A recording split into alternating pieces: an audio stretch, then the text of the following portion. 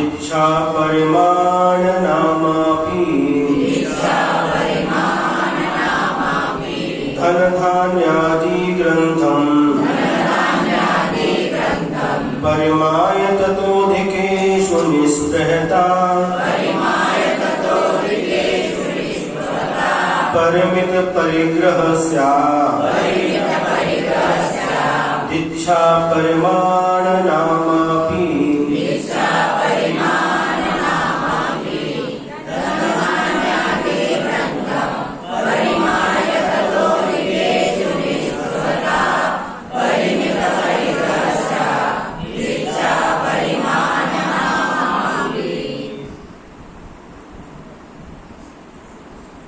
धन धान्यादि ग्रंथम, ग्रंथ का अर्थ होता है शास्त्र भी अर्थ होता है और ग्रंथ का अर्थ परिग्रह भी होता है।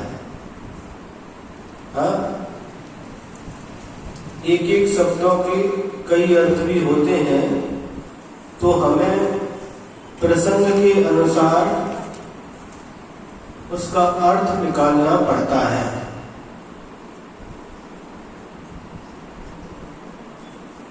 प्रसंग के अनुसार प्रसंग क्या है उसके अनुसार उस शब्द का अर्थ निकालना पड़ता है। एक राजा था और राजा का एक सेवक था, तो उसको एक सैंधव शब्द होता है। सैंधव, सैंधव और मतलब होता है जो सिंधु देश में उत्पन्न होता है उसको सैंधव बोलते हैं।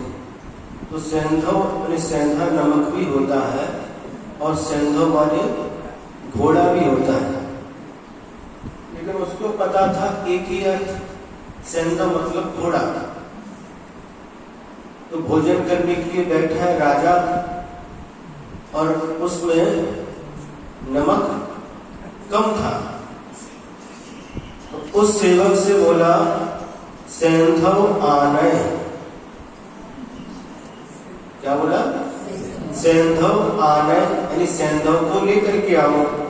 तो सेवक को पता था सैंधव माने घोड़ा, तो गया, जो अश्वशाला थी वहां से एक घोड़ा लेकर के आ गया। राजा ने कहा ये क्या कर रहे हो? अरे आपने तो बोला था सैंधव आने, सैंधव को लेकर के आए हैं।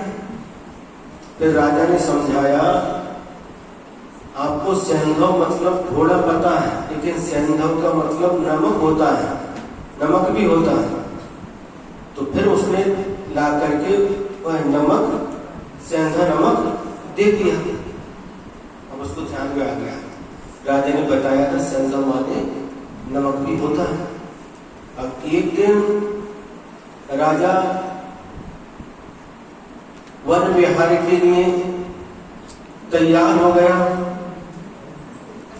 वन विहार घूमने के लिए तैयार हो गया, ड्रेस पहन ली और तैयार होकर के खड़ा है और उस सेवक को बोला सैंधव आनय। अब उसको पता था कि पिछली बार तो हमने गलती कर दी, पिछली बार गलती कर दी, लेकिन इस बार गलती नहीं करना। राजा ने बताया सैंधव माने नमक, और रसोई घर में गया और नमक लेकर के आ गया। और राजा का राजा साहब लेकर के आए, क्या है? आपने बताया था ना सैंधव का अर्थ नमक होता, तो नमक लेकर के आए। तो राजा को उसके भोलेपन पर हंसी भी आई और गुस्सा तो नहीं आया, हंसी आई उसके भोलेपन पर, और उसको अच्छी तरह से फिर समझाता है देखो सैंधव के दो अर्थ होते हैं। सैंधव माने नमक भी होता है, सैंधव मतलब घोड़ा भी होता है, लेकिन जिस समय भोजन करने के लिए बैठे हैं उस समय सैंधव आने कहा तो नमक लेकर के आना चाहिए, और जब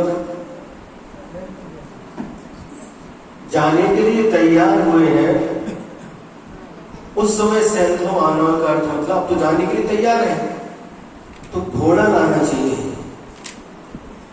अच्छा, वो समझ में आ गया, फिर जाकर के घोड़ा लेकर के आ गया।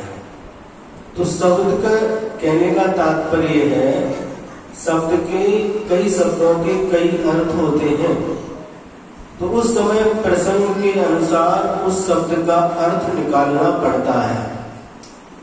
प्रसंग चल रहा है ग्रंथ, ग्रंथ मतलब शास्त्र भी होता है और ग्रंथ मतलब परिग्रह भी होता है। तो यहाँ पर ग्रंथ का अर्थ शास्त्र नहीं है, परिग्रह है। स्वाध्याय करने के लिए बैठे तो ग्रंथ लेकर के आओ, तो वहां पर शास्त्र समझना, और यहाँ पर का परिग्रह, ग्रंथ का परिमाण करो, ग्रंथ का त्याग करो, तो शास्त्र का त्याग नहीं करना, शास्त्रों को परिमाण नहीं करना, किंतु यहाँ पर ग्रंथ का अर्थ परिग्रह लेना। निर्ग्रंथ कहते हैं मुनि महाराज को, क्योंकि वह परिग्रह से रहित होते हैं। तो यहाँ पर कह रहे हैं धन धान्यादि ग्रंथम, धन और धान्य आदि ग्रंथ यानी परिग्रह को परिमाय, इनका परिमाण करके, ततो अधिकेषु निष्प्रहता, और जो परिमाण किया है उससे अधिक में निष्प्रहता माने इच्छा से रहित हो जाना। इसको परिमित परिग्रह यानी सीमित परिग्रह कहते हैं, इच्छा परिमाण नामापि, और इसका दूसरा नाम इच्छा परिमाण भी है। 2-3 बार प्रश्न आया है कि परिग्रह का परिमाण कैसे करना चाहिए, आज प्रसंग आ गया है। तो परिग्रह का परिमाण करने के लिए आचार्यों ने जो व्यवस्था दी है उसके अनुसार हमें परिग्रह का परिमाण कर लेना चाहिए। तो बाह्य परिग्रह 10 प्रकार के होते हैं, क्षेत्र, वास्तु, हिरण्य, सुवर्ण, धन, धान्य, दासी, दास, उक्त और भांड, ये 10 प्रकार के परिग्रह कहे जाते हैं। तो अपनी अपनी आवश्यकता के अनुसार, अपनी अपनी शक्ति के अनुसार, किसी का परिवार छोटा होता है, किसी का परिवार बड़ा होता है, किसी की आवश्यकताएं कम होती है, किसी की आवश्यकताएं अधिक होती है। तो इन सब का विचार करके इनका परिमाण करना चाहिए। यह परिमाण जीवन पर्यंत के लिए होता है। सबसे पहले आया क्षेत्र, क्षेत्र का मतलब होता है खेत, सेत। अब खेत का परिमाण कर लिया कि हम इतना खेत रखेंगे, है? बस अब जीवन भर तक उससे अधिक के प्रति इच्छा नहीं करना, है? 10 एकड़ खेत रखेंगे, अब 10 एकड़ तक ही अपन को अपनी इच्छा जो है, अनंत इच्छा को सीमित करके हमने 10 एकड़ तक लेकर के आ गए। 10 मतलब 10 ही नहीं रखना है, हम उदाहरण दे रहे हैं आपके लिए। 10 भी हो सकता है, 20 भी हो सकता है, 100 भी हो सकता है, और किसी का कम भी हो सकता है। तो अब जीवन पर्यंत तक इससे अधिक हम खेती नहीं बढ़ाएंगे। इस क्षेत्र का हो गया। दूसरा होता है वास्तु। वास्तु म्हणजे घर। तो घर की सीमा कर ली, घर हम 1 घर रखेंगे कि 2 रखेंगे, 4 रखेंगे, 10 रखेंगे, घर की सीमा कर ली। अब जीवन पर्यंत उतने ही घर में रहेंगे। तो कितने में? 10 घर है तो 10 घर में रहेंगे क्या? कितने घर में रहेंगे? 1 घर में। 1 घर में भी, 1 खोली में, 1 खोली में भी 1 पलंग पर रहेंगे, तो उतनी जगह में किसी ने कहा कहाँ रहते हो? भारतवर्ष में। भारत में कहाँ रहते हो? पहले कहा 3 लोक में। 3 लोक में कहाँ रहते हो? मध्य लोक में। मध्य लोक में भी कहाँ रहते हो? आर्यखंड में। आर्यखंड में भी कहाँ रहते हो? भरत क्षेत्र में। भरत क्षेत्र में भी कहाँ रहते हो? भारत वर्ष में। और भारत में भी कहाँ रहते हो? महाराष्ट्र में।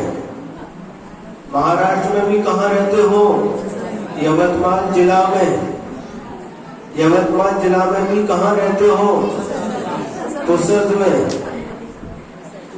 पुसद में भी कहाँ रहते हो? आदर्श नगर में। आदर्श नगर में भी कहाँ रहते हो? अपने घर में। घर में भी कहाँ रहते हो? बोलो।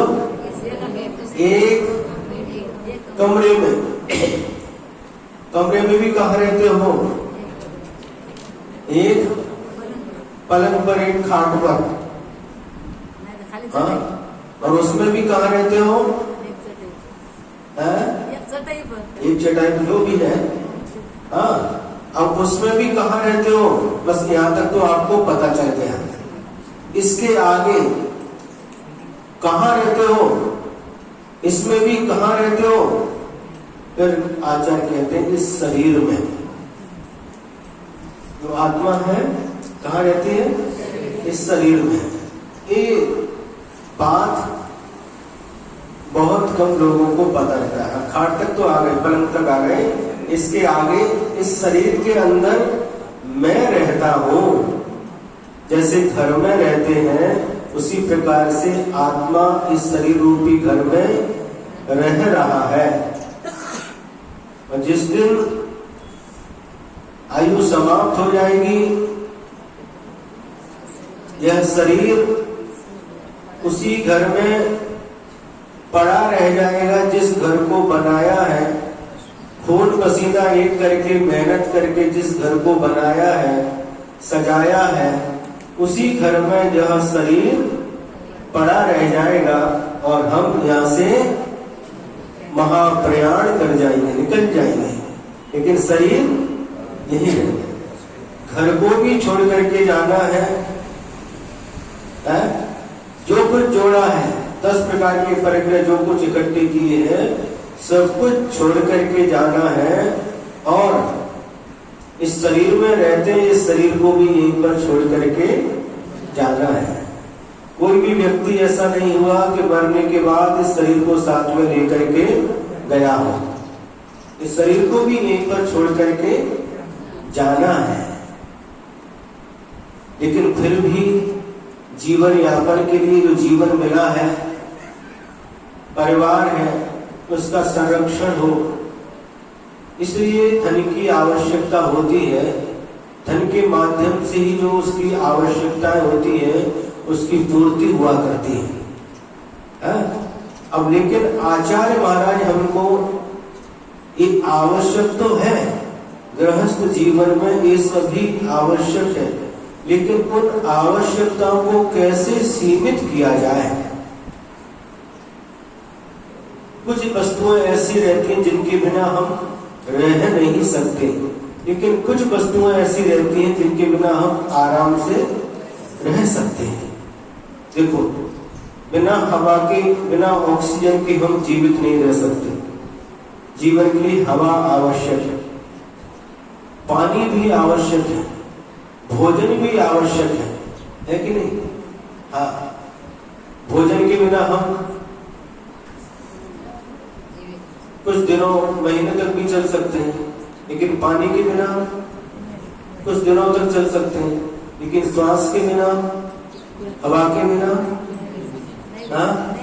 नहीं रह सकते, थोड़ी देर भी नहीं रह सकते।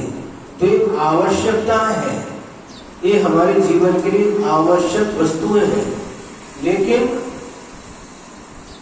जो आवश्यक नहीं है लेकिन फिर भी उनको आवश्यक मान करके हम संग्रह करते रहते हैं, इकट्ठा करते रहते हैं और उसके लिए धन कमाते हैं। नीति न्याय को भी छोड़ करके अनीति अन्याय का सहारा भी ले लेते हैं। लेकिन सत्य क्या है कि ये सभी कुछ छोड़ करके जाना है कि नहीं? तो अब फिर यहाँ पर बता रहे खेत हो गया। अब इसमें वास्तु माने घर में कितने घर में रहते हैं? एक। फिर भी 1 2 3 4, हाँ वो बिक रहा है उसको भी खरीद लो, वो बिक रहा है उसको भी खरीद लो। ये मन की जो तृष्णा है, इसके कारण से हम और अधिक बढ़ाने की कोशिश करते रहते हैं। लेकिन आचार्य यहाँ पर बता रहे हैं ठीक है, कितनी आवश्यकता है उतनी इसकी सीमा कर लो। तो अब घर की सीमा हो गई, कोई 1 भी कर सकता, 2 भी कर सकता, 10 भी कर सकता, अपनी अपनी क्षमता के अनुसार। अब वास्तु के बाद हिरण्य, क्षेत्र वास्तु हिरण्य। हिरण्य का अर्थ होता है चांदी अथवा व्यवहार जिससे चलता है, ऐसे सिक्के नोट वगैरह जो होते हैं वह भी हिरण्य के अंतर्गत आते हैं। सबके अलग अलग होते हैं। भारत के नोट अलग है, दूसरे देश के अलग हैं। तो उधर के इधर नहीं चलेंगे, इधर के उधर नहीं चलेंगे, उसको कन्वर्ट करना पड़ता है। तो ये इसको कहते हैं हिरण्य। इसका अर्थ चांदी भी होता है और जो व्यवहार चलाने के लिए होता है पैसा वगैरह, वह भी इसके अंतर्गत। उसकी सीमा करते हैं, कितनी हम चांदी रखेंगे उसकी सीमा, और धन कितने लाख करोड़ कितने रखेंगे उसकी सीमा। इतने ही रखेंगे, इससे ज्यादा हम नहीं रखेंगे। ये हो गया। अब इसके बाद में सुवर्ण। सुवर्ण का मतलब सोना, सबको पता है।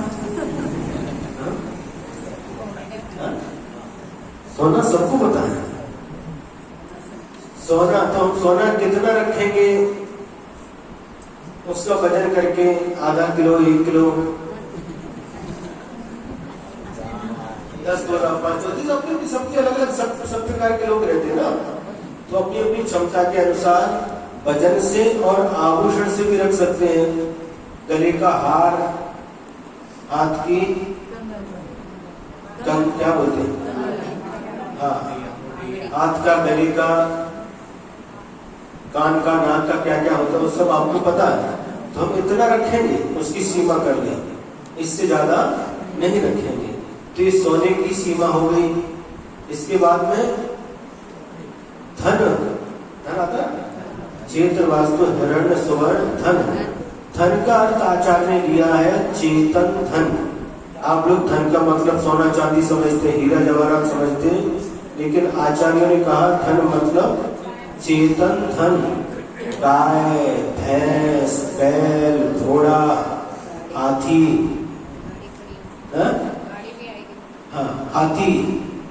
हाथी रखते कि नहीं? बोलो, आपस में बात नहीं करो। अभी जब इसमें बोले तो डिस्टर्ब होता है। अभी इससे सुनिए, जब आपको प्रश्न करने के लिए समय मिलेगा तो प्रश्न करिए। तो ये चेतन धन कहलाता है। हाथी कोई रखता क्या? पहले रहते थे, राजा महाराजाओं के पास रहते थे। 84 लाख हाथी चक्रवर्ती के पास रहते हैं, 18 करोड़ घोड़े। तो इन सब का परिमाण करना आजकल प्राय करके सब समाप्त होता जा रहा है। लेकिन आज भी जब ग्रामीण क्षेत्रों में विहार करते हैं तो आज भी जहां पर किसान लोग रहते हैं, शेतकरी लोग रहते, तो आज भी उनके यहाँ गाय भी है, भैंस है और कई गांवों में बैल भी है। सुन रहे? लेकिन वर्तमान में बैलों की जगह ट्रैक्टर आ गए, तो इन बैलों को भी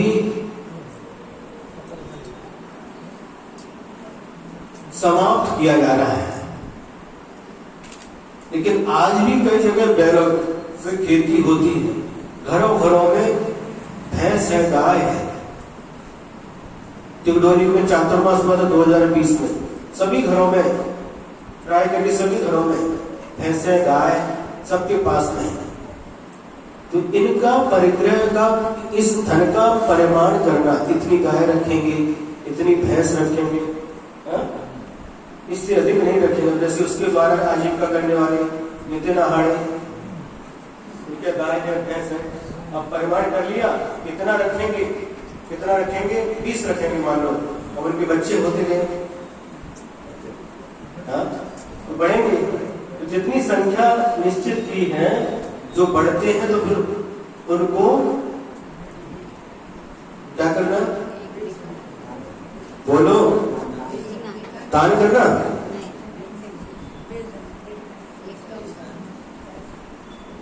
उनको कैसे करना, जिनके पास साधन नहीं उनको दे दो। हमारा तो नियम है 20 का 21 में हो गया, तुम्हारे लिए रिश्तेदारों को दे दो, परिवार वालों को दे दो, किसको देना उसको दे दो, वो सारा में भेज दो। लेकिन कभी भी इन पशुओं को वृद्ध होने के बाद में, जब तक दूध दे रहे हैं तब तक आपने इनको खिलाया पिलाया, उनका पालन पोषण किया। जब तक खेती में काम कर रहे हैं तब तक आपने उनको बैलों को अच्छी तरह से खिलाया, और क्या पोड़ी, क्या बोलते हैं, पोड़ा अभी होता है ना, उसको सजाते हैं और पोड़ी खिलाते हैं उसको, बैल को पोड़ा, हाँ, ये सब करते हैं। और जब उसने काम करना बंद कर दिया, वह भी वृद्ध होते कि नहीं, मातारी होते कि नहीं, घरी आई वडील आजोबा आजी म्हातारे झाल्यानंतर काय करता, बोलो, उनको अच्छी तरह से उनका निर्वाह करते कि नहीं,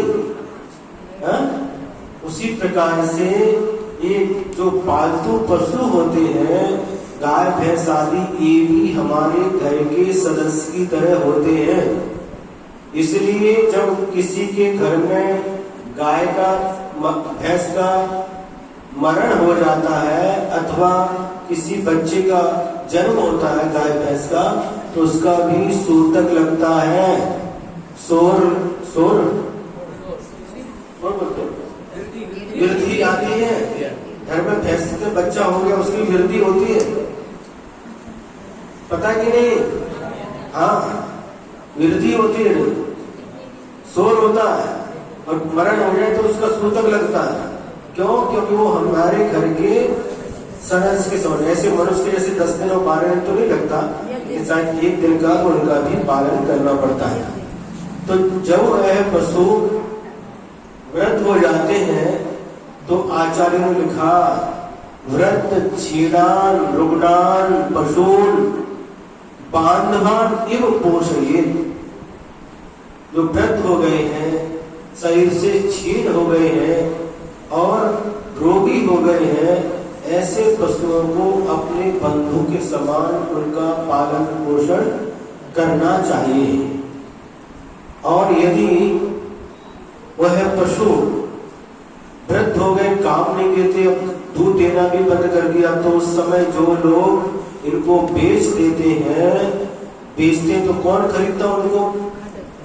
तो काम करने के लायक तो बचे नहीं, कौन खरीदेगा? कसाई खरीद करके क्या करेगा? क्या करेगा? मारेगा उसको, मांसाहारी लोगों के लिए सब किया जाएगा। इससे बड़ा पाप नहीं है।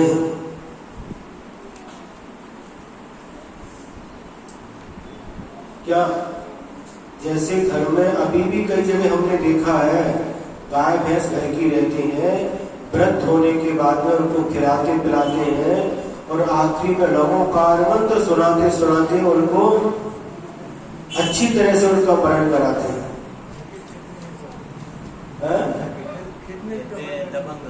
हाँ, वो वाली बात कुछ भी करो, हाँ, मतलब जीवित जब तक है तब तक उनका अच्छी तरह से पालन पोषण करना चाहिए, इस शास्त्रों का नियम है। पैसे के लोभ में आकर के उनको कभी भी बेचना नहीं।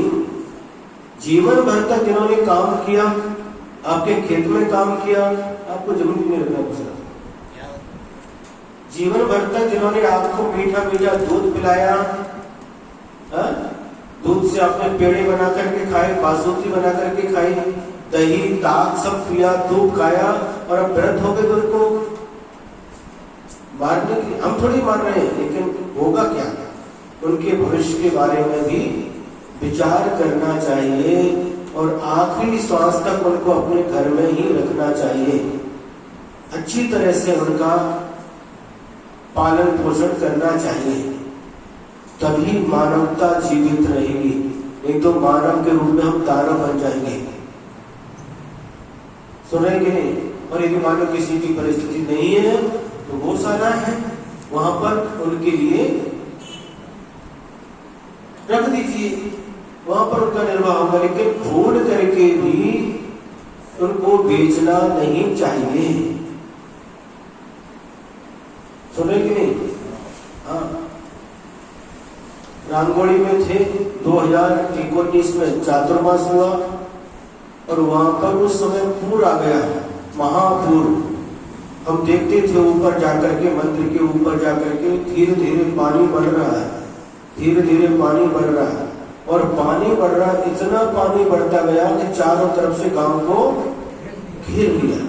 सभी रास्ते धीरे धीरे बंद हो गए। तो हम देखते लोग अपने जो भी साधन है, गाड़ी है, छोटा हाथी का मेटाडोर क्या क्या रहते, सब अपना सामान लेने करके रवाना है। लेकिन कई लोग अपने जानवरों को लेकर के निकल गए। क्या सोचते, हम तो जा रहे हैं लेकिन हमारे जानवर कहाँ रहेंगे? तो जो लोग लेकर के निकल गए, मतलब कई गांव की खबर सब सुनने में आती थी, और जो नहीं निकल पाए तो उन्होंने गायों को, जो भैंस थी, उनको बंधन से मुक्त कर दिया कि अब हम इनकी व्यवस्था नहीं कर पाएंगे, किधर जाए अपना जीवन बचा लें, किधर भी जाकर के अपना जीवन बचा सकते हैं। ऐसा किया कई लोगों ने।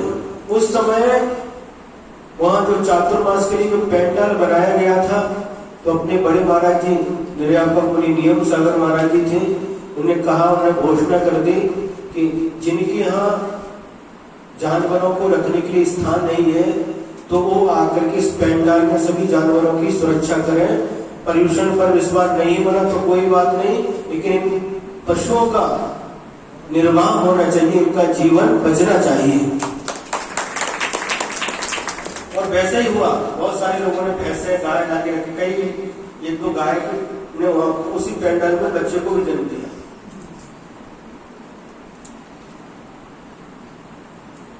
यहाँ पर अपने भैया रितेश भैया, इनका गांव बस्तवाड़ कुरुंदवाड़ के पास में, तो ऊपर मंदिर के सामने एक हॉल है, हॉल के ऊपर छत के ऊपर पशुओं को रखा था।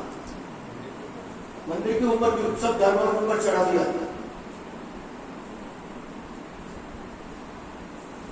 आंखों में आंसू आते थे लोगों को, हम चले जाएंगे तो हमारे पशुओं का, इनकी सुरक्षा कैसे करें? तो जो सुरक्षा कर सकते उन्हें सुरक्षा की, नहीं कर सकते उन लोगों ने, कई लोगों ने उनको गले से बंधन खोल दिया। अभी जिधर इनको जाना है, किसी का जीवन बचता हो, वहां ये जा सकते हैं। सोचो, विचार करो, उस वक्त में एक दिन के लिए पूर आया था, एक ही दिन के लिए आया था ना। हम गए, इधर से निकले, उधर आदर्श नगर में अंबेडकर के घर में आहार हो गया। 12-12 बजे लौट के नदी में कुछ भी पानी नहीं था, और उसी दिन शाम को उधर चले गए मंगल कार्यालय में, सुना पूरा गया, पूरी नदी, पुल के ऊपर पानी, गांधी चौक, कौन से चौक, सब जगह पानी, खराव में पानी, दुकान में पानी। हाँ,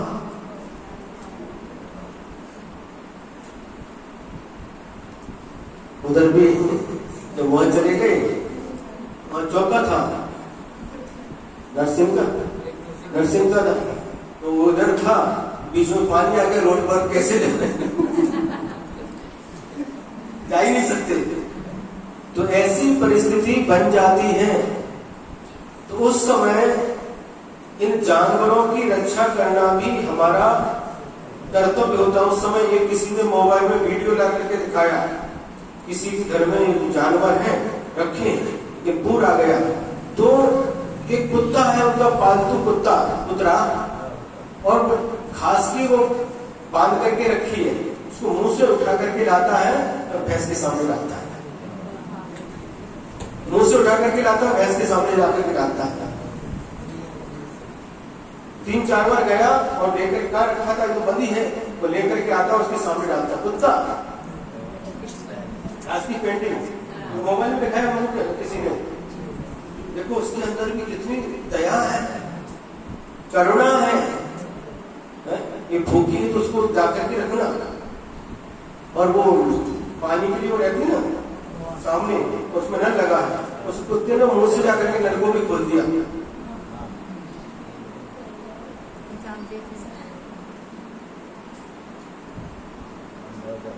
सुन रही हो कि नहीं? एक कान से कि दोनों कान से? तो पशु के अंदर भी दया रहती है, करुणा रहती है, लेकिन वह हमारे जैसे दिखा नहीं सकते, बोल नहीं सकते, लेकिन देखने में आता है, पालन पोषण करते हैं, एक दूसरे पशु का सहयोग भी करते हैं।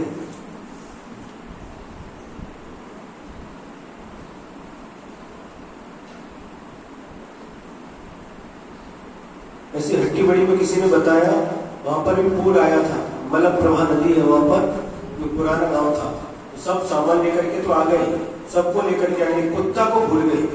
तो कुत्ता वहीं घर के ऊपर टेरेस पर जाकर के बैठा है, चारों तरफ पानी भर गया, तो बोले इतना पानी में जाकर के उसको फिर लेकर के आए।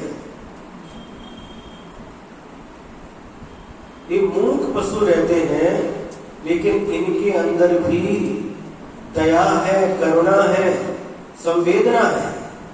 उनके अंदर संवेदना आज भी जीवित है, लेकिन मनुष्यों की संवेदनाएं समाप्त होती जा रही हैं। आचार्य जी सुनाते थे कि जब घरों में बैल वगैरह रहते, गाय बैल, और उस घर का जब मालिक मर जाता है, कई उन्होंने ऐसे दृश्य देखे, तो उसको फिर खाने के लिए डालते तो खाते नहीं, आंखों से, उनके आंखों से भी आंसू बहते हुए दिखते हैं। आपके प्रति कितना प्रेम है उनका। अब खेत में रहते तो आपको पता नहीं, लेकिन जो घरों में रहते थे उस समय मालिक मर गया, गाय रो रही है, बैल रो रहे हैं, खाना डालो तो खाना खाते नहीं, पानी रखो तो पानी पीते नहीं। बस वह बोल करके नहीं दिखा सकते। इसलिए जो भी पशुओं का पालन करते हैं, जब पशु काम के लायक नहीं बचते तो उन्हें कभी भी भूल करके भी ये गलती नहीं करना कि उनको बेचना पड़े। अगर आपकी क्षमता है तो उनको खिलाना पिलाना अच्छे से रखना, और क्षमता नहीं है तो गौशालाएं हैं वहां पर उनको भेज देना, ताकि उनका जीवन अच्छी तरह से निकल सके। अभी हो गया धन, इसको धन कहते हैं, लेकिन आज धन की तरफ, उसकी तरफ दृष्टि किसी की भी नहीं है, किसी की भी दृष्टि। उसको धन समझते क्या है? ढोर, ढोर बोलते हैं। कोई मनुष्य रहता है और आदमी, कोई बच्चा या कोई आदमी, मतलब ज्यादा उसका दिमाग नहीं चलता, इंद्र ढोर है, ढोर बोलते। अरे ढोर आपसे अच्छे हैं, उनको ढोर कह रहे हैं, ढोर, लेकिन उनके अंदर भी कैसी कैसी भावनाएं रहती है। उनके विचार, उनकी भावना बस व्यक्त नहीं कर सकते।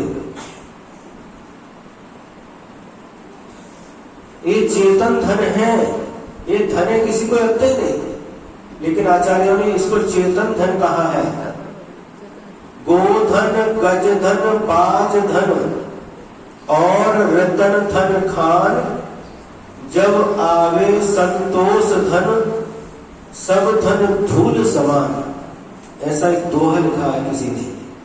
गोधन, गोधन गाय के साथ भी धन लगाया है, गज धन, हाथी के साथ भी धन लगाया है, वाज धन, वाज का मतलब क्या होता है? शायद घोड़ा हो सकता है, घोड़ा हो सकता है, वाज एक पक्षी भी होता है तो बाय घोड़ा भी होता है। इसको धन का गोधन, गजधन, पाज धन, ये चेतन धन है। और रतन धन खान, रत्न, हीरा जवाहर रत्न तो अचेतन धन है, लेकिन ये सब कुछ चेतन धन कहा है।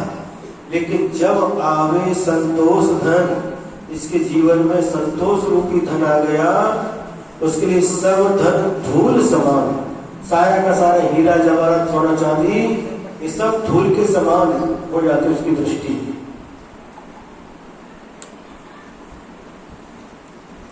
तो धन हो गया, धन की सीमा करना, इतनी गाय, इतने भैंस जो वर्तमान की स्थिति देख करके इतना हम रखेंगे, इससे अधिक नहीं रखेंगे, है ना।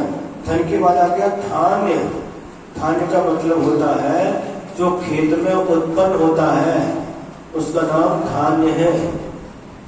गेहूं है, ज्वार है, बाजरा है, मक्का है, मूंग है, उड़द है, तूर है, मटकी है, मोठ है, क्या क्या जो होता है वह सब धान्य के अंतर्गत आता है।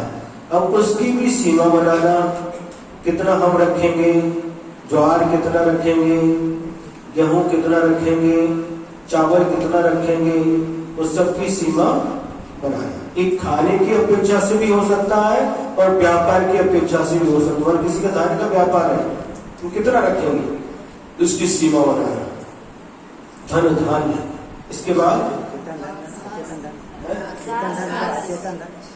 अचेतन धन, रत्न वगैरह है ना, भारी घर बंगला होगा, भारी घर बंगला वो अचेतन नहीं, घर जो घर है वो वास्तु में आ गया, हाँ वो वास्तु में आ गया। और अचेतन धन मतलब ये रतन धन वगैरह, रत्न है, हीरा जवाहरात है, ये है वो अचेतन धन कहलाता है। पैसा वगैरह भी उसमें, लेकिन ये इसमें अलग अलग विभाजन किया, हिरण अलग लिया, सुवर्ण अलग लिया, और चेतन अचेतन के रूप में। अब इसके बाद में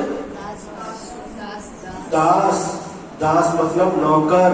हम कितने नौकर रखेंगे? नौकर काम करने वाले, एक रखेंगे, दो रखेंगे, चार रखेंगे, 10 रखेंगे, 100 रखेंगे, 1000 रखेंगे, कितने रखेंगे, उसकी भी सीमा की जाती है।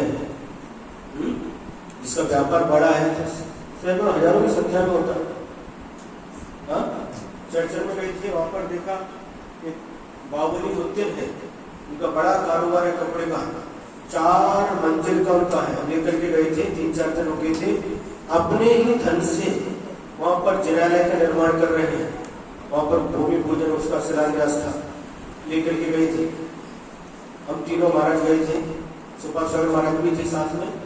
तो वहां पर अपने ही धन से पूरा मंदिर, जगह अपनी, अपने धन से मंदिर, मुनि निवास, वो सारा सब कुछ अपने धन से। और वो लेकर के गए, सब दिखाया, इतना बड़ा कि देखने में 1 घंटा लग गया उसको, पार्ट देखने में। अलग अलग सब सेक्शन बनाए, यहाँ पर जाएंगे तो शर्ट मिलेगी तो शर्ट की शर्ट मिलेगी, इधर टी शर्ट है तो टी शर्ट ही टी शर्ट है, इधर साड़ी है तो साड़ी चाहिए, अलग प्रकार, बहुत बड़ा, 1000 से ज्यादा वर्कर उनका काम करते हैं। 30 लोग पैसा देने के लिए, कितने 30 लोग। और एक भोजनशाला चलती है, जो उनके भोजन देते हैं, और जो भी खरीदने के लिए आते हैं उनके लिए भोजन देते हैं। अभी कुछ दिन पहले ही 2000 लोगों को पूरी ट्रेन बुक की और 2000 लोगों को सम्मित शिखर पावनपुर इत्यादि की यात्रा के लिए वापिस कब आए? परसों वापिस आए लौट करके 2000 लोगों को अपनी तरफ से शिखर जी, सब जगह के लोगों को उन्होंने इकट्ठा करके शिखर जी की यात्रा कराई। देखो ये होता धन का सदुपयोग, छोड़ करके तो जाएंगे, लेकिन कैसे उसका सदुपयोग करना, ये कला हर व्यक्ति को नहीं आती। पैसा कमाना, धन कमाना एक कला है, लेकिन उसे कैसे, कहां पर खर्च करना, उससे बड़ी कला है।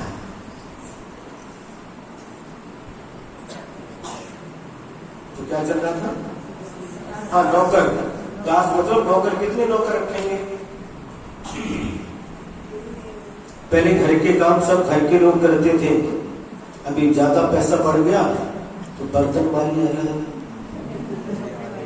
कपड़े धोने वाली अलग, झाड़ू पोछा करने वाली अलग,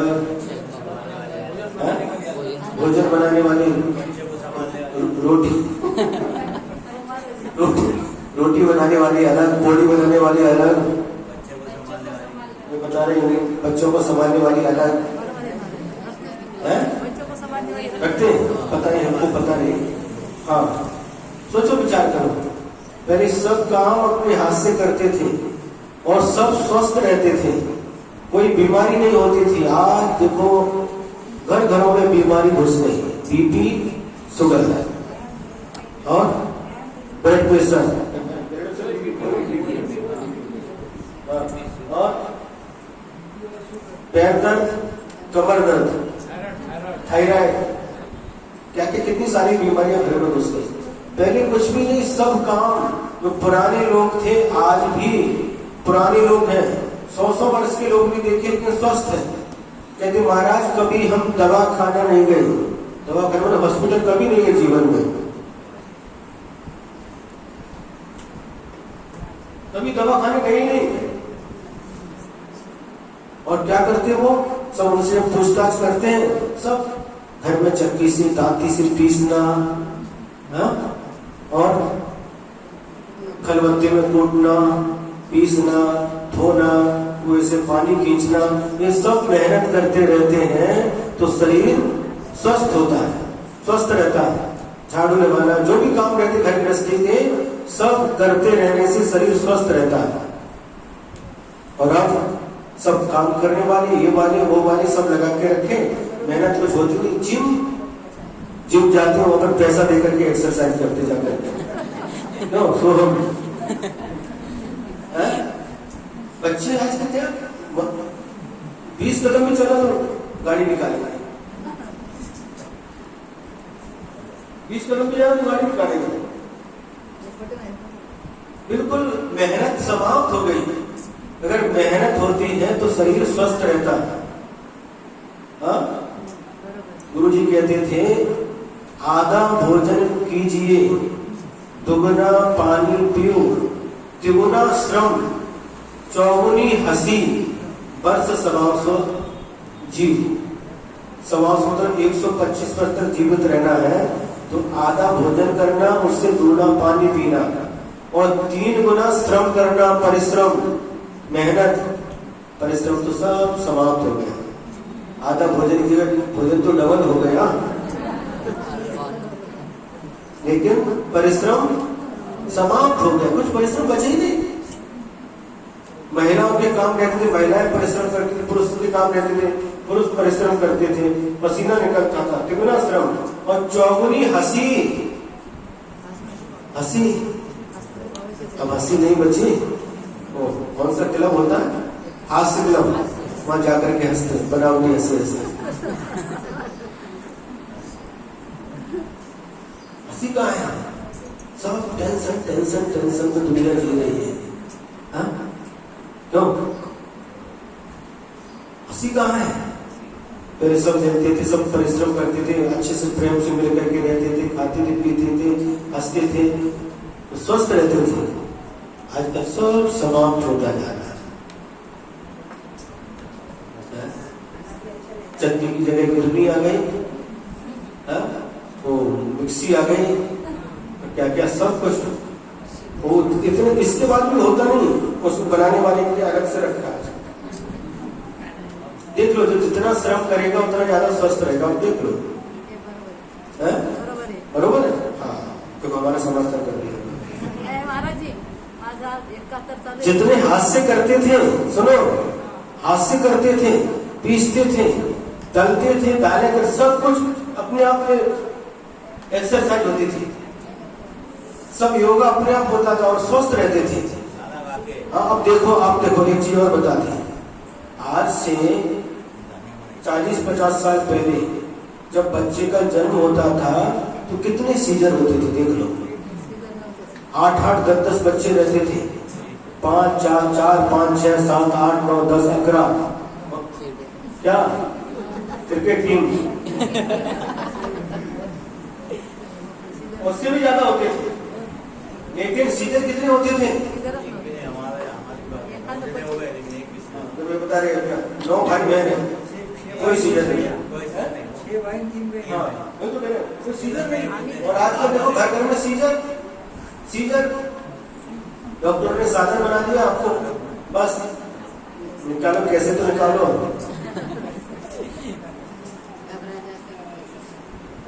तो ये क्यों हो रहा, सोचो विचार करो।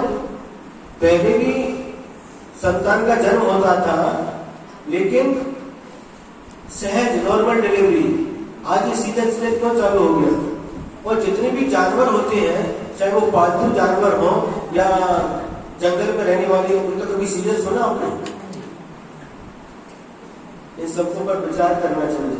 हमारा शरीर हमने देखा है, बस्तर में जब आचार्य के साथ विहार कर रहे थे, अमरकंटक से जगदलपुर, बस्तर डिस्ट्रिक्ट में जगदलपुर गांव है, वहां पर 24 विधान था, वहां पर 24 विधान। वहां गए तो बस्तर है, नक्सलाइट एरिया है, आदिवासी लोग रहते हैं, और वहां पर खेत में काम करती महिलाएं आती हैं, काम करते हैं और पूरा 9 महीने तक पूरा काम परिश्रम करते ही रहते हैं। और वहां पर देखा एक जगह, एक ही खेत में रोड पर काम करते करते उनको दर्द उठा और गए बाजू में उन्होंने थोड़ी आड़ कर दी, आड़ ताड़पत्री चारों तरफ से आड़ कर दी, और वही बच्चे का जन्म हो गया।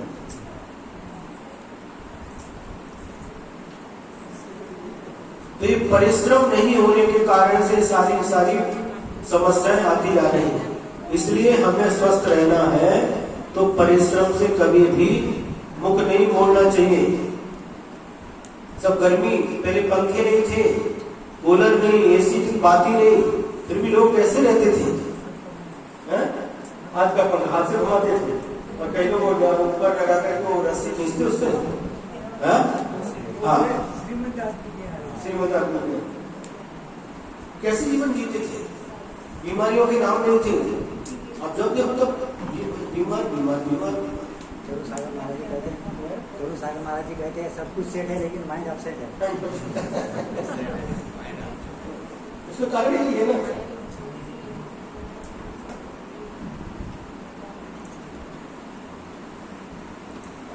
एक बार एक दादाजी मिलने बाहुबली जा रहे थे बिहार करके, एक दादाजी आ रहे थे सामने से, और एक पोटली उनके सिर पर थी, हाथ में कोई थैली थी और एक लाठी थी। ऐसे जा रहे थे, बड़ी हाइट, लंबी हाइट थी। देखा तो थोड़े रुक गए, उन्होंने लाठी उठाकर, लाठी पकड़े थे, ऐसे नमस्कार किया, भजन था। हमने पूछा कहाँ से है दादाजी? उठो आने उस गांव से। कितना किलोमीटर वो गांव? 7 किलोमीटर। और किधर जाना है? 2 किलोमीटर और बाकी है। 8 किलोमीटर पैदल चल करके जाएंगे। उम्र कितनी है? 92 साल। कितनी? 92 साल। और सभी दांत है उनके ओरिजिनल दांत है। सब पूछा आंखें, सब कुछ अच्छा है। वो बोलते कभी भी हमको, और कभी भी हमने गोली भी नहीं खाई। 92 साल की उम्र तक क्या करते? फिर हमने पूछा उससे, सुनो सुनाओ नहीं, सुनो क्या करते? पूछताछ की हमने उनसे, क्या खाते हो, भोजन क्या करते हो? भाकरी भाजी, नाश्ता कुछ नहीं करते, भाकरी भाजी। घर में घर की गाय भैंस, दूध दही, ताक, छजका छाछ नहीं, उधर छजका उधर गेहूं का बनाते हैं, उनको सूजी डाल करके अच्छे से खाते पीते। और चश्मा नहीं, सबसे बड़ी बात, 92 साल की उम्र में चश्मा नहीं। सभी दांत है। मंजन किससे करते हो? नीम की काढ़ी, नीम की लकड़ी, बबूल की लकड़ी, बस सब दांत है। और आप लोग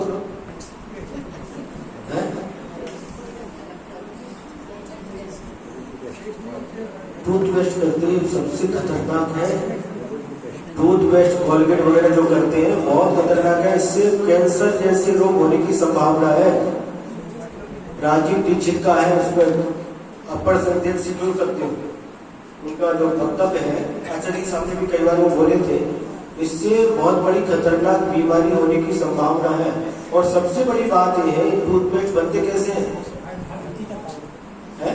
हड्डी का पाउडर। वो सब कत्ल खाने में जानवर चले जाते हैं और उनका जो हड्डी है, ये सब कंपनी खरीदती है, उसको पाउडर बना करके उसको ला करके देती है। अल कबीर कत्ल खाना एक हैदराबाद में बहुत बड़ा, उसकी सब कंपनियां, क्वालिटी गवर्नमेंट की कंपनी, वो हड्डी खरीद करके सब उसको गोल के उसका हड्डी है, और आप लोग सुबह ब्रश निकालते हड्डी डालने मुंह में डालता है। पता है कि नहीं? कौन कौन करते हैं टूथपेस्ट? करते हैं? देखो कोई बात नहीं, करते पता नहीं तो कोई बात नहीं, आज से पता चला, अब घर घर से सभी टूथपेस्ट निकाल करके फेंक दे रहा है। फिर क्या करें? सबसे अच्छा अगर दादाजी की जैसे 92 साल तक दांत सुरक्षित रखना है तो नीम की काढ़ी, बबूल की काढ़ी, और नहीं होता है तो बिठोबा, खंडोबा,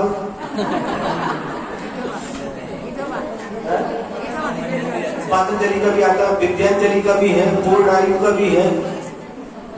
और नहीं सबसे अच्छा और बता दें, जो राजीव दीक्षित ने बताया है उसके अनुसार ऐसे बताया कि नमक, हल्दी और सरसों का तेल, इन तीनों को लेकिन बारीक होना चाहिए। हल्दी भी बिल्कुल बारीक मैदा के जैसा, और नमक भी मैदा के जैसा, और उसमें हमें 4-5 बूंद उसको डाल करके और उसको उंगली से घिसो।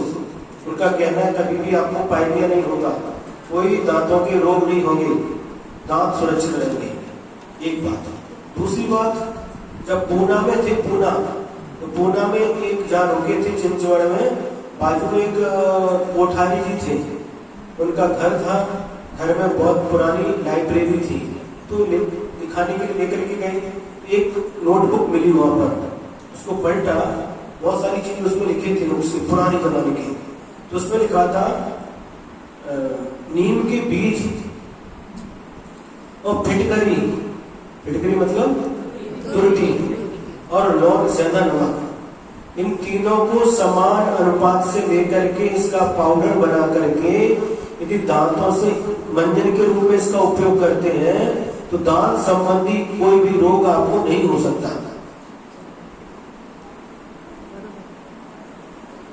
सीधा सिंपल उपाय है, तो इनको करिए। और कोलगेट सबका त्याग आज से, कोलगेट मतलब जितने भी टूथपेस्ट है, त्याग के नहीं, हाथ ऊपर करो। टूथपेस्ट का आजीवन त्याग, जिनका त्याग है वो भी, और जो आज त्याग करे वो भी, सबका त्याग।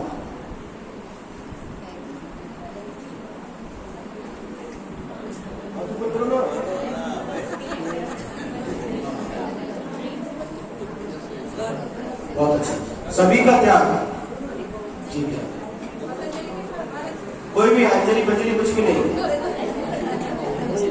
टूथपेस्ट कोई भी नहीं, ओनली दंतमंजन, बीको बजरंती आता है, गमटोन आता है, और जो भी है आपको दंतमंजन कोई भी करो।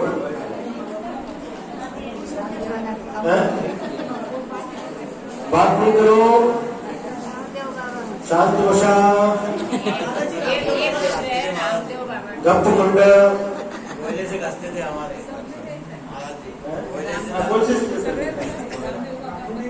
फिर एक आता था काला दंतमंजन, लाल दंतमंजन, अभी पता नहीं क्या है। कोई भी करो, जो आपको अच्छा लगे वो करो, लेकिन टूथपेस्ट बिल्कुल करना नहीं। कहाँ पर चल रही थी अभी? आज बहुत हो गया, परमाणु में बहुत लंबा खींच गया, दास हो गए। अब दास के बाद दासी, जो स्त्री महिलाएं रहती है नौकर के रूप में, उनको दासी कहते हैं। हाँ? जो पुरुष रहते हैं नौकर के रूप में, उनको दास कहते हैं, दुकान पर काम करते हैं, और घर में जो काम करने और रोटी बनाने वाली वगैरह जो रहते हैं उनको दासी कहते हैं। सुन रहे कि नहीं? आज जैसे इसकी व्याख्या करते थे, पति के लिए पत्नी भी दासी है और पत्नी के लिए पति भी दास है।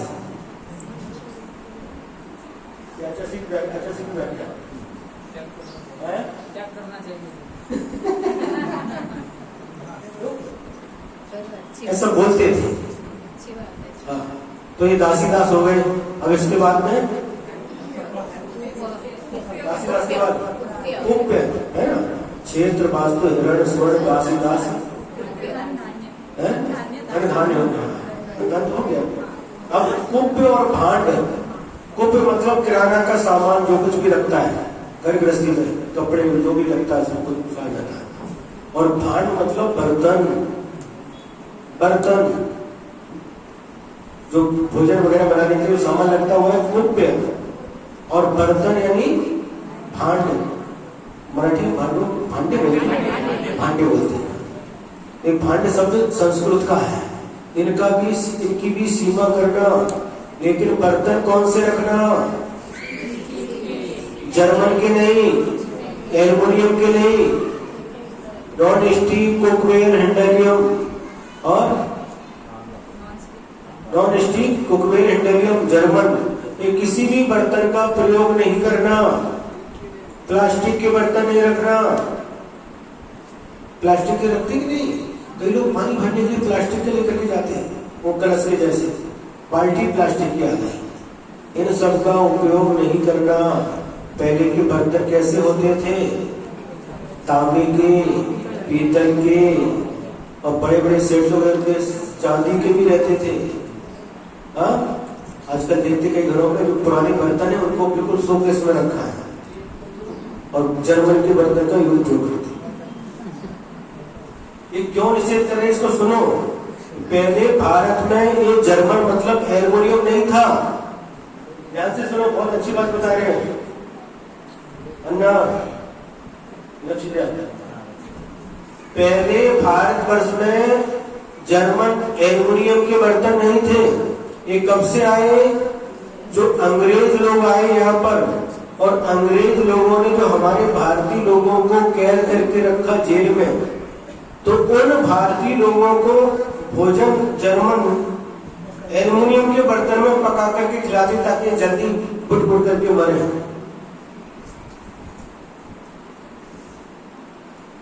सुने कि नहीं, घर में कभी भी ये देखते नहीं थे, जर्मन के पकाने के बर्तन कभी भी जर्मन के रहते, लोहे की कड़ी रहती, कढ़ाई लोहे की, तवा लोहे का, पीतल की भी कढ़ाई आती थी, लास्ट में स्टील।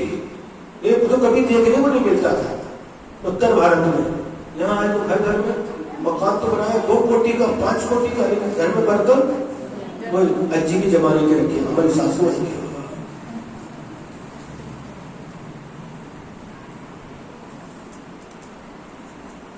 हंसने की बात नहीं है। हाँ, सब 2-2 कोटी के मकान बना के हैं, बड़े बड़े मकान बनाए हैं, बर्तन किसी में वही जर्मन के बर्तन निकाल दो, कुछ भी नहीं रखना। जर्मन कब से आए, एल्युमिनियम कब से देखा, जब से कुकर आया। कुकर आया एल्युमिनियम का सबसे पहले कुकर आया, फिर उसके बाद में देखा तो कुकर से एल्युमिनियम का, और आज तक तो स्टील के भी कुकर आ गए। इसलिए सबके लिए हमारे जो आए हैं उनको सबको कहना है, जो नहीं आए उनको भी बता देना। जिनके घरों में जर्मन नॉन स्टिक कुकवेयर हैंडलियम सुने कि नहीं, उन सब बर्तनों को निकाल करके फेंक तो किसी को देना भी नहीं, क्योंकि रोगों के कारण है। बड़े बड़े कैंसर जो नॉन स्टिक रहता उस पर भी क्या करते हैं, रहता क्या बोलते उसमें, और धीरे धीरे गलता है, वो गल करके भोजन में जाता, कैंसर जैसी बीमारी हो सकती है।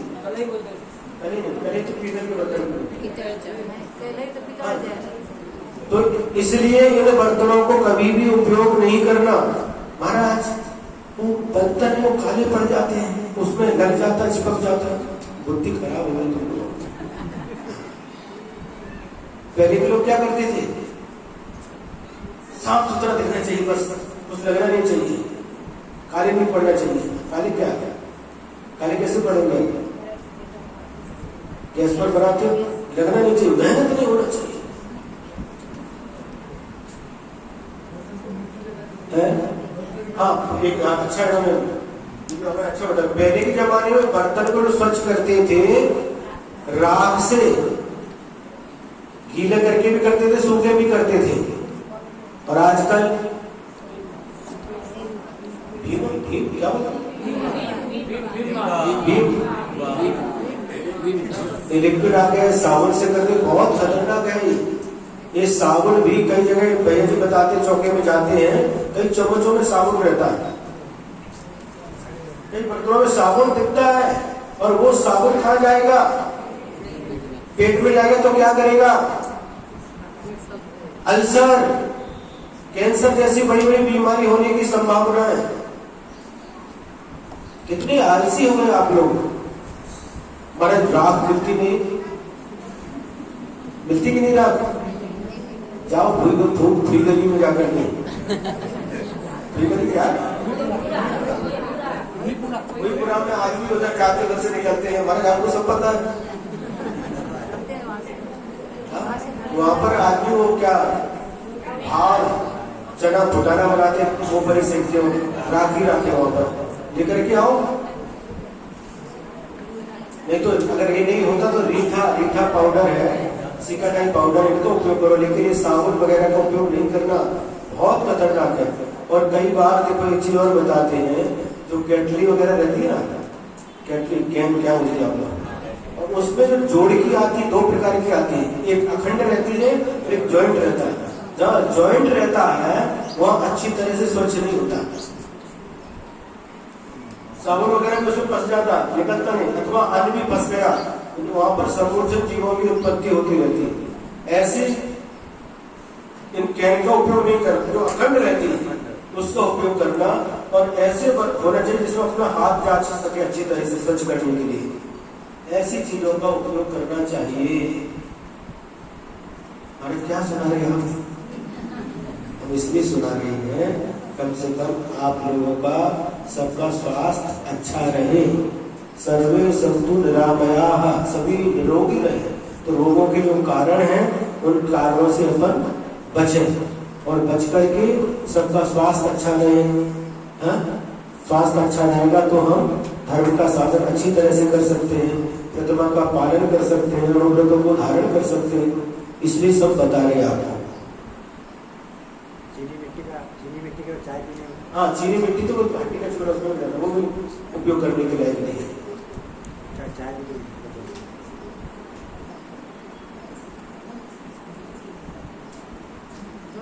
एक ही श्लोक हो गया है। तो ये 10 प्रकार से कपड़े कितने रखेंगे, सुनो मूल विषय रहेगा। महिलाओं के लिए बर्तनों के प्रति इतना रहता है, वो क्या रहता, एक चम्मच भी कहीं चली गई। महाराज जी, महिलाओं का एक उदाहरण देखने में आता है, बर्तनों के प्रति कितना स्नेह रहता है। एक कटोरी में चौके में 50 रुपए की बादाम लेके जाते हैं, वो बादाम पूरी की पूरी वहां निकालते थे, लेकिन 5 रुपए की कटोरी वापस नहीं मिली तो मिल दिया। घर को देखने क्या, घर में देखने के लिए चम्मच में देखो, चम्मच में रहेंगे तो सब चम्मच बना, और क्या छोड़ दी, जाओ चम्मच लेते जाओ।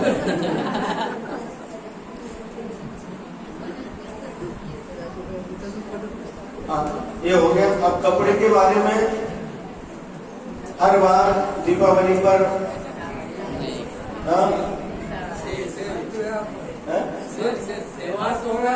बता रहे, हर त्योहार पर, जो हर त्योहार पर साड़ी नए कपड़े खरीद कर रखते रहते हैं, और कितने हो जाते हैं पता नहीं, उनका भी परिमाण करना चाहिए। इतनी साड़ी से ज्यादा नहीं लेकर के आएंगे, 2 लाए तो 2 पहले निकालेंगे, इनकी परिस्थिति अच्छी नहीं है, उनको 2 लेकर के आए, 2 पहले निकाल दो, उसके बाद 2 लेकर के आओ। बहुत कठिन है। कपड़ की अलमारी भरी रहती है, साल में एक बार भी उनको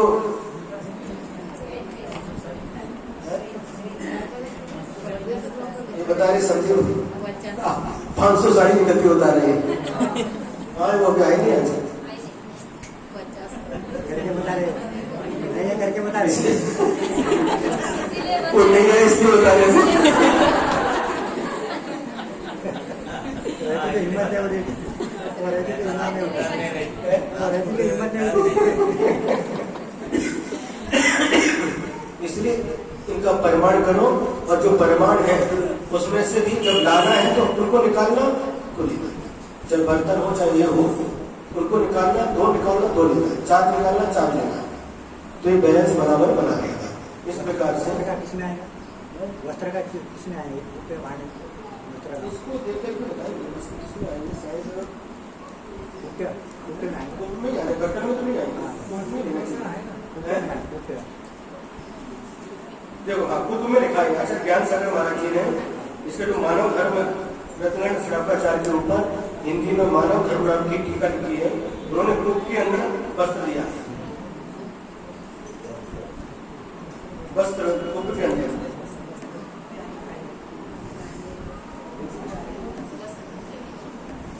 इसको परिमित, परिग्रह परिमाण भी कहते हैं, और इच्छा परिमाण, इच्छा का परिमाण, इच्छा है ना हमारे मन की इच्छा, इसको सीमित करना, ये दूसरा नाम आचार्य समर्थ स्वामी ने लिखा है, इच्छा परिमाण अनुग्रह। अब इसके अतिचार और सुनिश्चित कर लेते हैं अपन। महाराज जी, ये जो द्विपद यहाँ नौकर जो है, मतलब द्विपद नौकर मतलब स्त्री और पुरुष दोनों के। हाँ,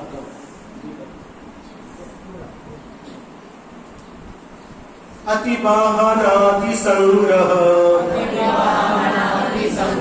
विस्मय लोभाति भार वहनानि, परिमित परिग्रहस्य च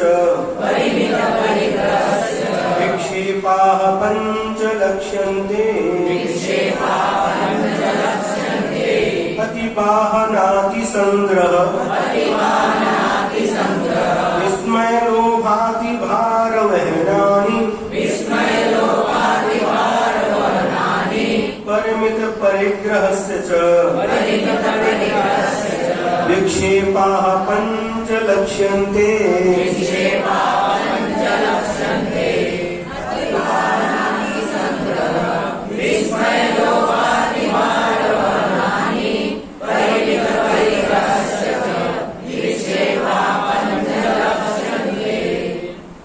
इसमें पहला अतिचार है परिग्रह परिमाण ग्रंथ का पहला अतिचार अति वाहन।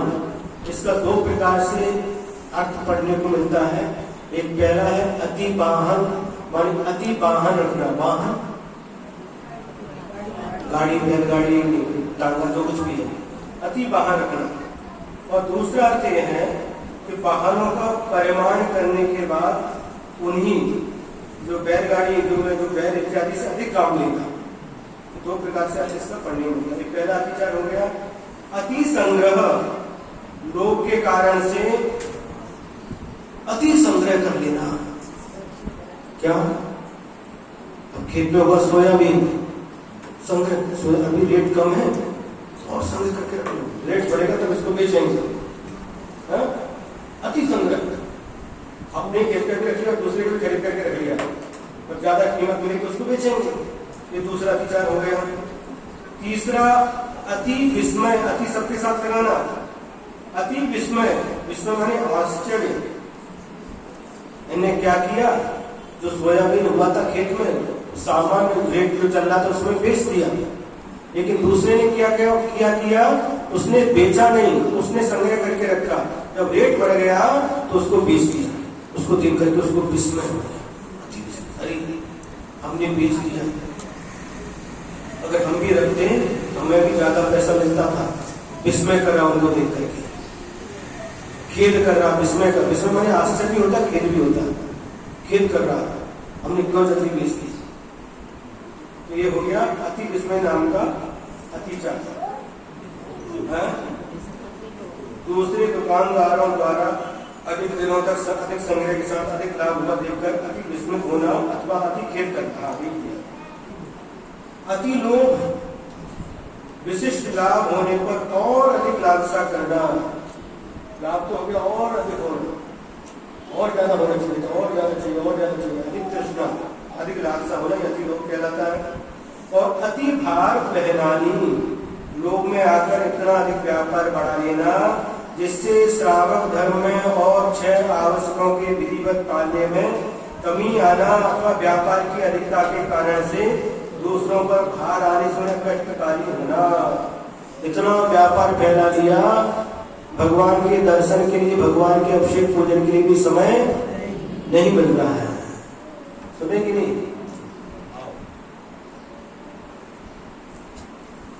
जो आवश्यक है, समय करने के लिए समय नहीं, अभिषेक पूजन के लिए समय नहीं, इतना पहला लिया उसको। तो ये हो गया अति भार, अति भार वहनानी है, ये है ना।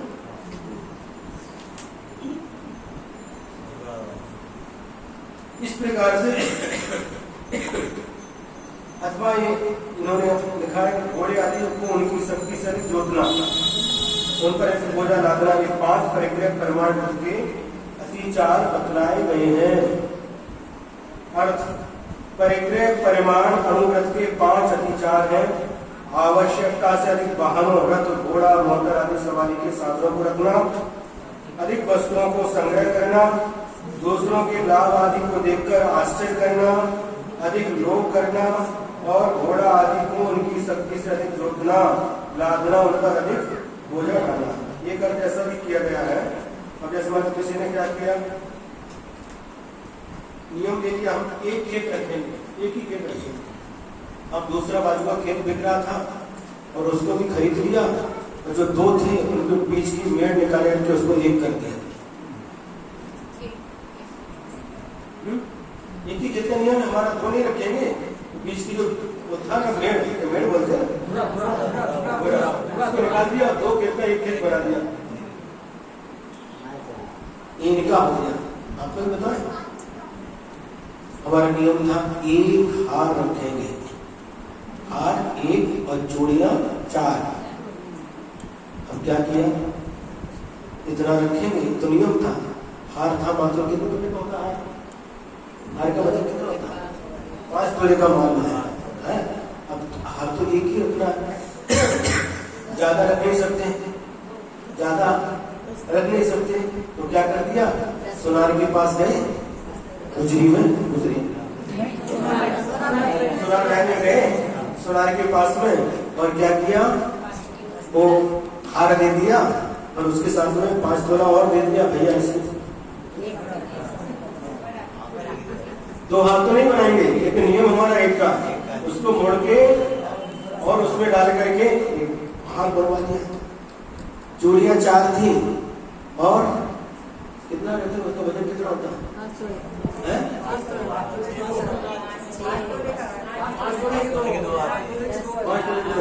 10 तोले के 4 थे और 10 तोला दे दिया और डबल उसको बनवा करके दिया। नियम तो हमारा 4 का है, देखो 4 का हम 5 नहीं करेंगे, ये भी अतिचार हो गया।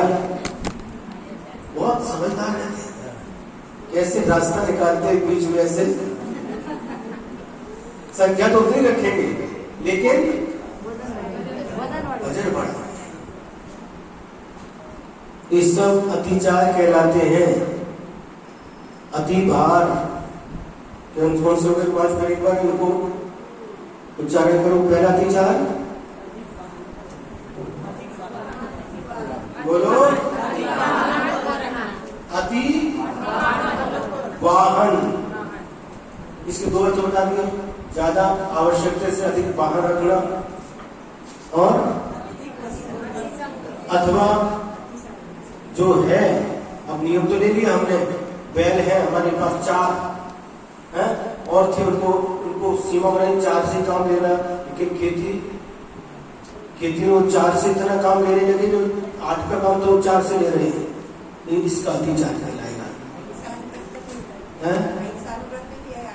और अति भारारोपण आया, वहां पर भी आया है, बिल्कुल सही बात है, अति भारारोपण लिया है, लेकिन यहाँ पर अति वाहन के 2 अर्थ बताए इसके। एक तो आवश्यकता से अधिक वाहन रखना, और अब यहाँ पर क्या किया इन्होंने, लोभ के कारण से उन जो 8 से काम लेते थे उन्होंने सीमा बना ली 4 की, अब 4 से उतना काम लेने लगे, अतिचार हो गए, अति वाहन। दूसरा अति संग्रह, धान आदि का अति संग्रह कर लेना, तो गाय भैंसों का भी अति संग्रह कर लेना, खरीदना और जाकर के दूसरे बाजार में जाकर के बेचना, ये अति संग्रह नाम का दूसरा अतिचार हो गया।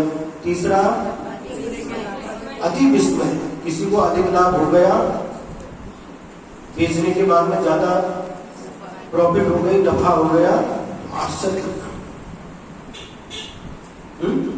उनके पास इतना हो गया, देख करके आश्चर्य करना। हम भी थोड़ा रख देते तो हमको भी इतना लाभ हो जाता था, ऐसा विचार करना। तीसरा विचार। चौथा अति लोभ। लोभ रखना, अति लोभ के कारण से, लोभ मतलब लोभ कसाय, अति लोभ रखना। इन जो 10 प्रकार के परिग्रह हैं, इनके प्रति अति लोभ रखना, ये चौथा विचार हो गया। पांचवा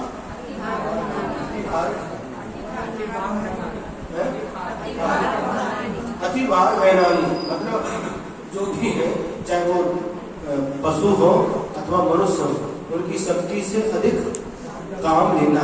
एक तो उनके ऊपर अधिक भार रख दिया, अब पैसा दे रहे हैं उनको 8 घंटे काम करने का और 10 घंटे काम करने का, ये सब अतिचार कहलाते हैं। इस प्रकार से आज 2 ही हो पाए, इनका पर्यावरण परिवर्तन। निर्बल नौकर पशु पर भारी,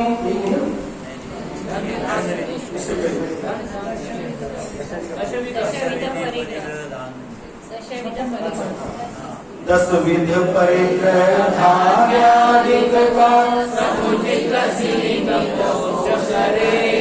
संग्रह उससे अधिक संग का, नहीं करे मन तो सदने।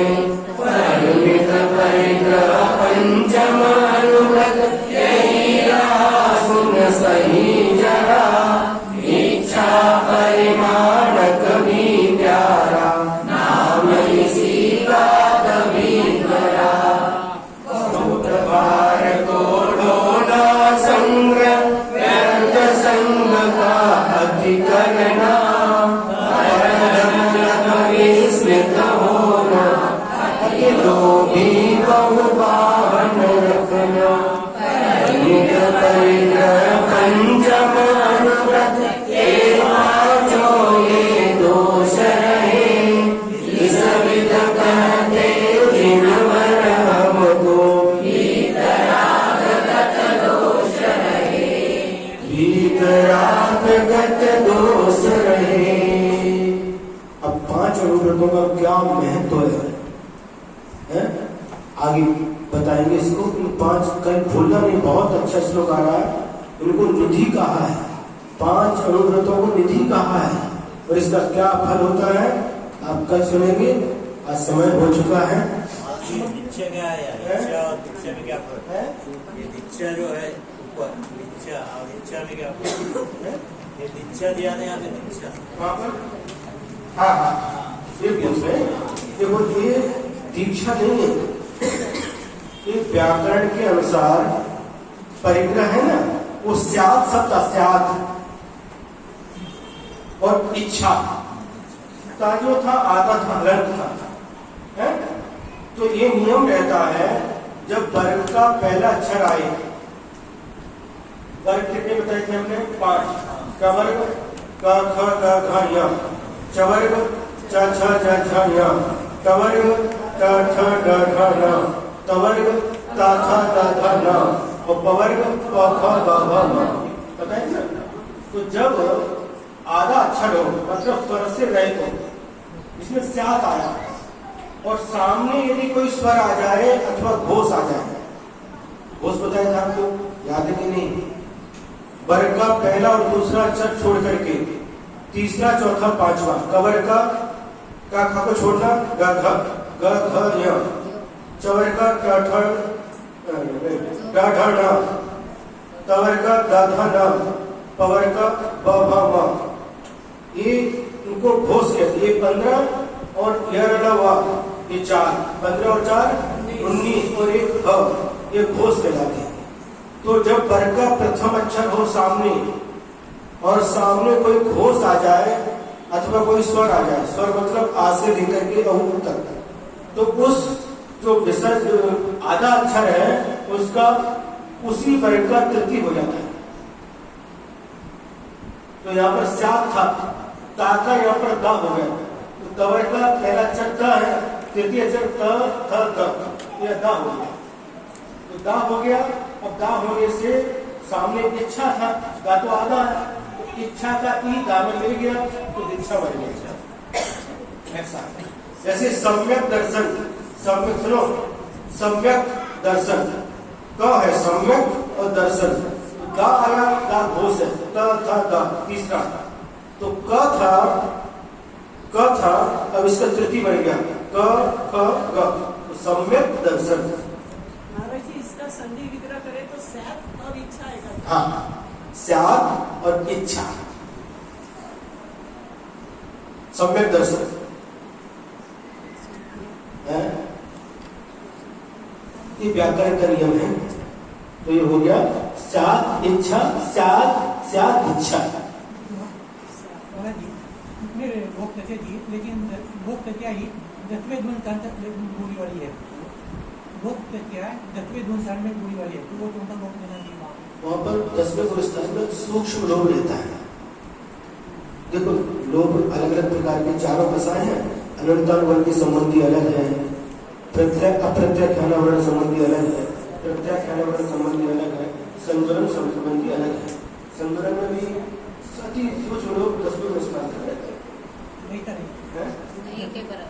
दसवें धुन में भी भोग होगा सूक्ष्म लोभ, संवरण संबंधी सूक्ष्म।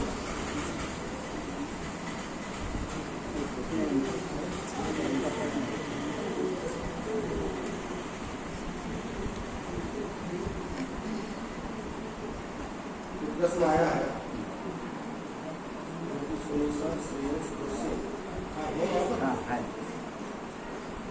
इन्होंने कहा 3 एकम 9 करोड़ मुर्राज का जो चढ़ाते हैं, तो वे 3 एकम 9 करोड़ मुर्राज कौन से हैं, ऐसा इनका प्रश्न है। तो इसका उत्तर ये है 6वें गुण स्थान से लेकर के 14वें गुण स्थान तक, तो अधिक से अधिक कभी किसी समय की मुनियों की संख्या रहेगी इन गुण स्थानों की सब मिला करके तो 3 एकम 9 करोड़ होती है। अधिक से अधिक रहेंगे तो इतने ही रहेंगे, इससे अधिक नहीं होंगे। 6वें गुण स्थान से लेकर के सब जहाँ तक हमको ध्यान में है, 12वें तो उनको भी लेंगे। फिर भी एक बार हम और देख करके आपको बताएंगे, लेकिन जहाँ तक हमको ध्यान में है तो ये सब श्रेणी के मुनि महाराज, और जहाँ तक हमको ध्यान में आयोग केवली तक लेते हैं, चोरी नहीं लेते सब हमको ध्यान जाता है। फिर भी एक बार हम और देखेंगे, उसके बाद बताएंगे आपको, क्योंकि 6 सब गलत भी हो सकता है। 12वें गुण स्थान तक के हैं या 14वें गुण स्थान तक के देख करके फिर बताएंगे। इस सब की संख्या मिला करके 3 एकम 9 करोड़ हो जाती है उत्कृष्टता की अपेक्षा से। स्तुति माता तू दया करके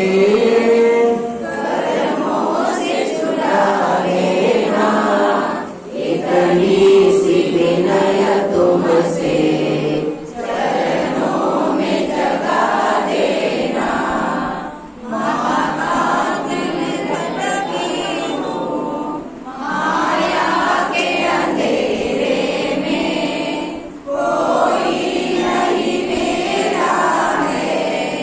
इस